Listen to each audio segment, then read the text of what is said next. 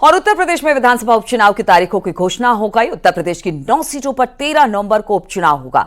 कटेहरी, सीसामऊ, कुंद्रकी, करहल, गाजियाबाद, मीरापुर, फूलपुर, मंझावा और खैर विधानसभा सीट पर उपचुनाव है। सीसामऊ, कटेहरी, करहल, कुंद्रकी एसपी की सीटें रही हैं। वहीं फूलपुर, गाजियाबाद, मीरापुर, मंझावा, खैर एनडीए की सीट है। कोर्ट में केस पेंडिंग होने की वजह से अयोध्या की मिल्कीपुर सीट पर फिलहाल चुनाव का ऐलान नहीं हुआ है। देखिए जरा ये रिपोर्ट।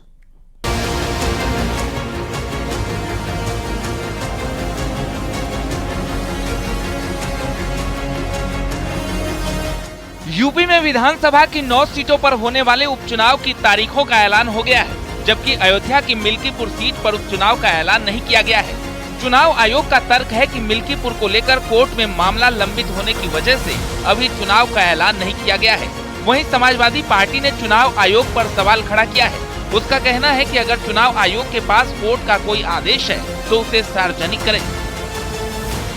देखिए, उत्तर प्रदेश की 10 सीटों पे बाई इलेक्शन होने थे, लेकिन इलेक्शन कमीशन ने केवल 9 सीटों पे चुनाव की घोषणा की।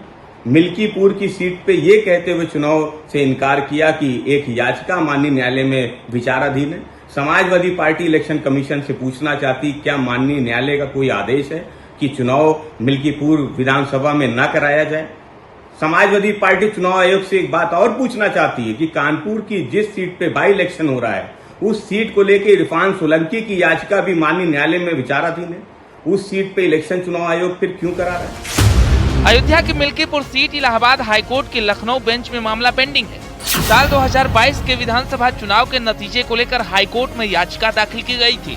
2022 के विधानसभा चुनाव के प्रत्याशी गोरखनाथ ने याचिका दाखिल की थी। विधायक चुने गए अवधेश प्रसाद के निर्वाचन को चुनौती दी गई थी। अवधेश प्रसाद के चुनावी हलफनामे को अवैध बताते हुए सवाल उठाए गए थे।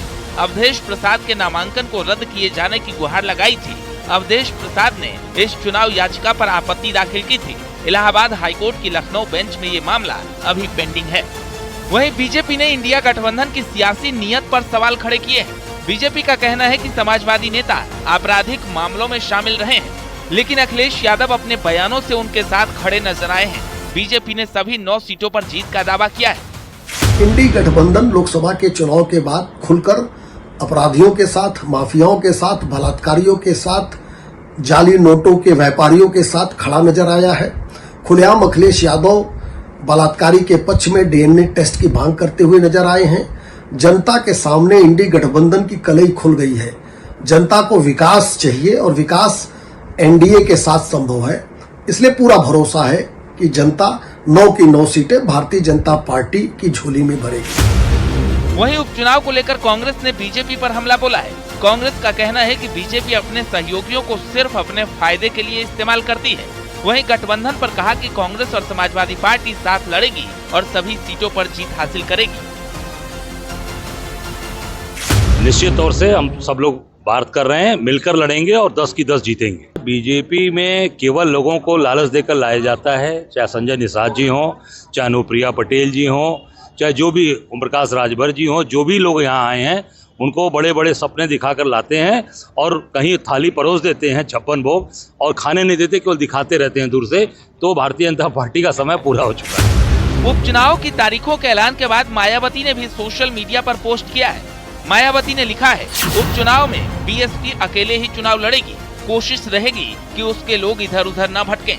यूपी में 9 विधानसभा की सीटों पर उपचुनाव होने हैं। बीएसपी सभी सीटों पर अपने उम्मीदवार उतारेगी। बीएसपी ये चुनाव अकेले अपने दम पर ही लड़ेगी। सोशल मीडिया से अब तक दूरी बनाए रखने वाली बीएसपी अब सोशल मीडिया का सहारा लेने जा रही है। यूपी के हर जिले में बीएसपी अपना आईटी सेल बनाएगी।